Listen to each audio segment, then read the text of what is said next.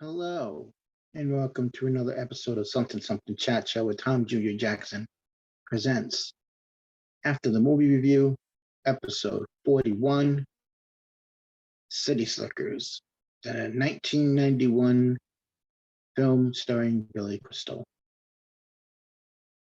House cleaning out of the way, please subscribe to the Burnett Work, Positive Fandom, and After the Sequels. And be sure to like, comment, and subscribe and share this review.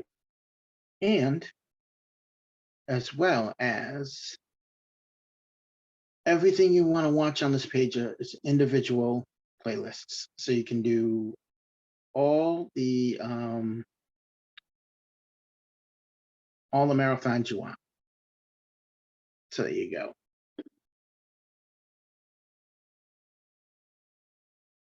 Let's begin.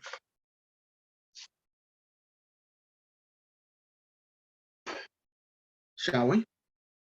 So City Slickers is one of my favorite films. I've enjoyed it for a long time. And I just watched it maybe 2 nights ago. And it was directed by Ron Underwood. It's a delightful comedy. It's also a drama, so it's a dramedy that takes you on this journey through the American West, and it manages to strike that balance between humor and retrospective, heartfelt like. It features a great cast: Billy Crystal, Daniel Stern, Bruno, the late great Bruno Kirby, and the late great Jack Palance as well. It captures the essential of a midlife crisis, friendship, and the pursuit of meaning, because at one point he goes, "What? Everything you need to know in life is this. And this is whatever it means to you. It could be whatever." Um, it's a classic in the genre. It still holds up to this day. It really does. The film holds itself up pretty well. And I'm a big film fan. I saw this at the movies back in 91 when I was in high school. I've loved this movie ever since. So basically, this is the story, the plot, as you would say. It follows three best friends: Mitch, played by Billy Crystal; Phil, played by Daniel Stern; and Ed, played by the late great Bruno Kirby. All of them are facing personal crisis, and as an attempt to escape the monotony of their everyday lives and to celebrate Mitch's birthday, they decide to do a 2-week cattle drive uh, into New Mexico. So they go from Colorado to New Mexico, or from New Mexico to Colorado, one of the other two.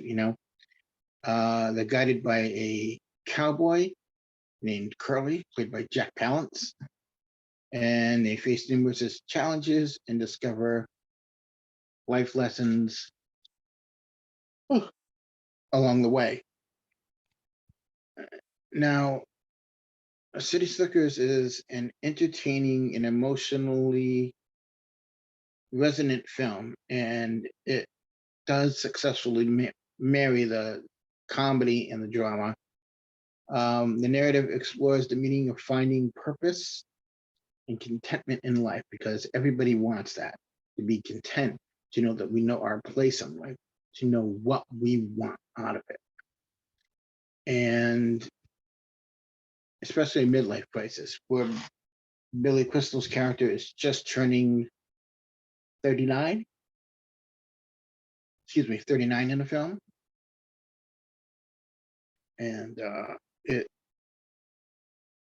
it really does, because once you hit 39, 40, it all comes to you like, oh, I'm almost at that halfway point in life where I don't know what is there left to do, or how much more can I do? How much more can I cram into my life? Or am I happy? Am I in, am I in the right place of life? So there's that. It was written by Lowell Gantz and Bob Lou Mandel, and it does strike the perfect balance between witty banter and genuine emotional depth, providing a well-rounded viewing experience. You can watch this movie, and it's very rewatchable. Still, the humor still holds up. Billy Crystal's role, fine. Daniel Stern, fine. Bruno Kirby, fine. Everything um, everything just clicks no matter what. Now, this is an ensemble cast. It's very talented. Billy Crystal's performance is, as Mitch, is both humorous and heartfelt, showcasing his impeccable comic timing and ability to convey vulnerability, while Daniel Stern and Bruno Kirby both bring up the rear and help carry that humor. Um, and it makes it very believable. You believe that these three are actually friends, and that they've been on many vacations together, trips, and many adventures. Now, excuse me, I would be mistaken to say that we can't forget Jack Palance. Jack Palance is in his career-defining role. This is the film that got Jack Palance his Academy Award for Best Supporting Actor, and his memorable "One Thing" speech has become one of the film's most iconic moments. And it does. And when you watch Jack Palance, he seems so intimidating and so scary almost. You know what I mean? Not scary, but you almost like, oh, I wouldn't. Excuse me. I wouldn't want to run into this guy in the middle of the West in the middle of the night. Um, Palance's rugged charisma, and the stoic presence adds depth and gravitas to the story, making him into a memorable mentor figure for the City Slickers. And he does. He really brings a realism to the role of a cowboy, because he was in the movie Shane, the classic film Shane. Now, if you want to go about how it looks, the film looks visually, it captures the breathtaking beauty of the American West. And it really does. It gives you those clear vista views of the West and how beautiful it is in the morning and in the afternoon, and then again at night. At night, it's gorgeous. The cinematography by Dean uh, Similar showcases the vast landscapes and panoramic vistas, which there is. The American West, for those of you who are in other countries, it's very vast and very um, panoramic and very photographic. Like, you can go to any YouTube channel and type in uh, the desert or the American West, and you can see people taking trips through the West, and you can see on the side of the roads the cactus and the cactus flowers, and just the beautiful views where there's nothing in sight but beautiful vistas and mountains, and it's gorgeous, just gorgeous. Um, the vast landscapes and panoramic vistas serve as a backdrop for the characters' personal and metaphorical journeys. The contrast between the bustling city life and the serenity of the open range is skillfully depicted, reinforcing the film's thematic exploration of escapism and self-discovery. And this really is about escapism, where you could be someone who is overworked or you need that break.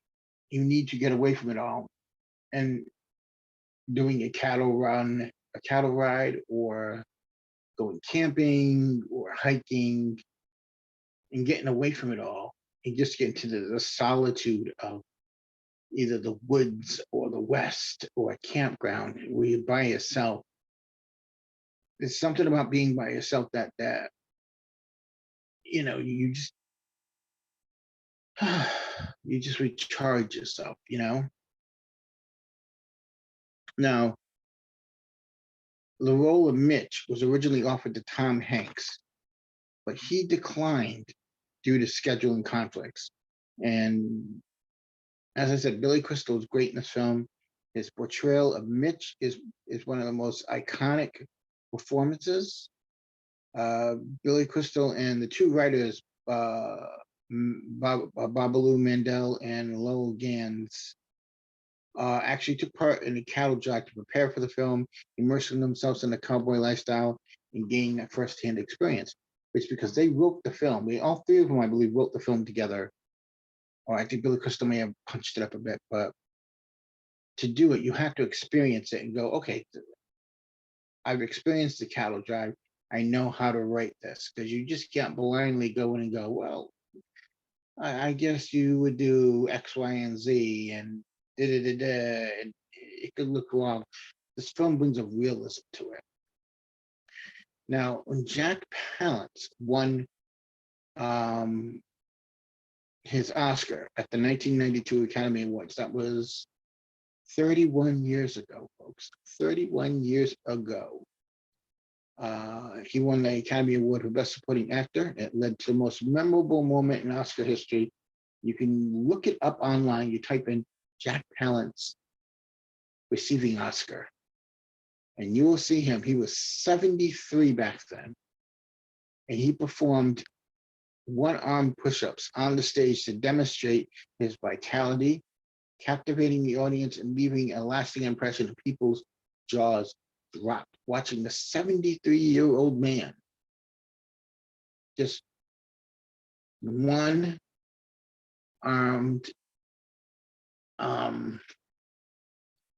one-armed push-ups. It's the most wonderful thing you'll ever see. If you're a young person, check this out. This is what the past of Hollywood was like. And it also goes to show that don't count out people who are of a certain age and what they can or can't do. The film's title, City Slickers, is derived from a term that describes the urban dwellers who are unfamiliar with the urban or cowboy life. So you could be from New York and move to Arizona, something like that, and you'd be called a city slicker because that's like the country. Or you could move to Ohio from New York or LA. You're still a city slicker. Now there's a scene where a cow has a baby, a birthing scene, and that scene was performed by an actual cow that was trained to give birth on cue. I would love to see the training of a cow to give birth on cue. The filmmakers employed skilled animal trainers to ensure the safety and well-being of the animals during filming. And it's great. You get some supporting cast as well in this film, like Helen Slater, the original Supergirl, Josh Mostel, who is the son of actor Zero Mostel, who was in Mel Brooks's original film of The Producers. You have so many other actors in there. It really, they all gel well and they work together well, and they just bring the performances home. And you will actually see Billy Crystal in the film has a son, and his son is played by a very young, um, what's his name? Jake Gyllenhaal. I think it may have been one of his first roles, and he's great in the film. So, in conclusion, I would say this: if you're a fan of westerns, if you're a fan of dramedies, if you're a fan of, I guess you would call it a coming of life, because you're coming of life in your second term, again, not second term, but your second half of life or something like that. Uh, check this movie out. If you like to laugh, if you like to have that experience of feeling of watching this film like you went on a journey with the characters, this is the film to watch. This is a great film. I highly recommend it. And as I always say, you don't have to take my word for it. You don't have to agree with me. And if you don't agree with me and you don't like the film, that's perfectly fine. Nothing wrong with that. You are allowed to have your own opinion, but please remember to watch content and then form your own opinion. Folks, I want to thank you for watching and joining me on this, our 41st broadcast, or taping, as I would like to call it, of After the Movie Review, episode 41, City Slickers from 1991, which was 32 years ago. There's also a City Slickers 2, by the way, which is equally fun as well. Someday we'll get into that one. But in the meantime, please remember to like, comment, subscribe, and share the videos that you are watching right now. And as always, folks, please remember, wherever you are, we are all goof people, and subscribe to the network and subscribe to Positive Fandom and After the Sequels. And until next time, folks, bye-bye for now.